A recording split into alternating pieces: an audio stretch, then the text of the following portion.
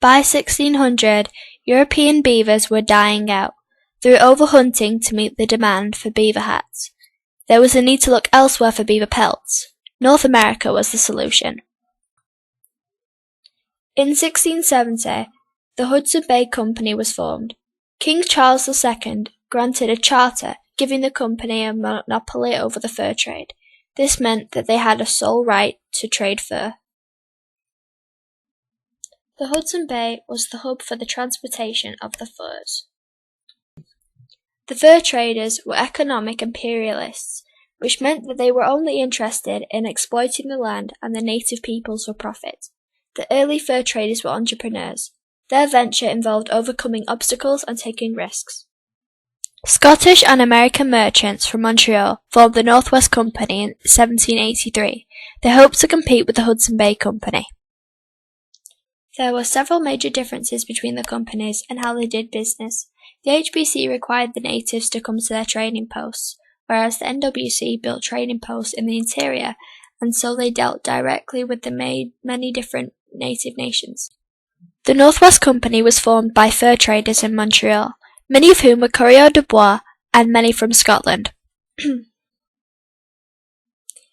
HBC operated in the Hudson Bay area, and the NWC used routes from the St. Lawrence River.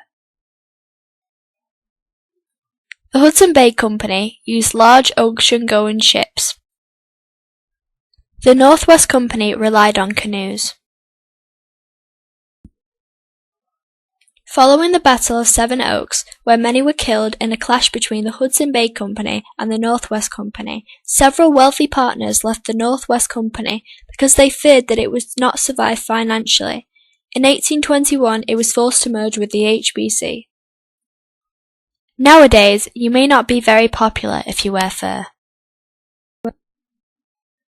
Henry Kelsey worked for the Hudson Bay Company. He left York Factory in 1690 to undertake an expedition with the hope of finding more native peoples to trade with. The journey took him to the Great Plains. He did not return till 1692. Alexander Mackenzie worked for the Northwest Company.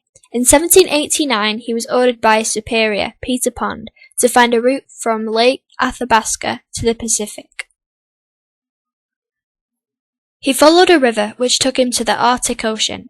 This river was later named the Mackenzie River. In 1792, he set out once more.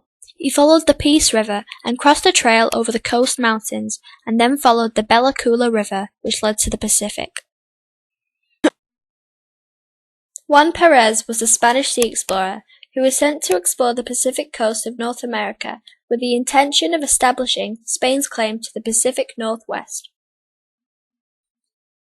In 1774, he reached the Queen Charlotte Islands, now Haida Gwaii.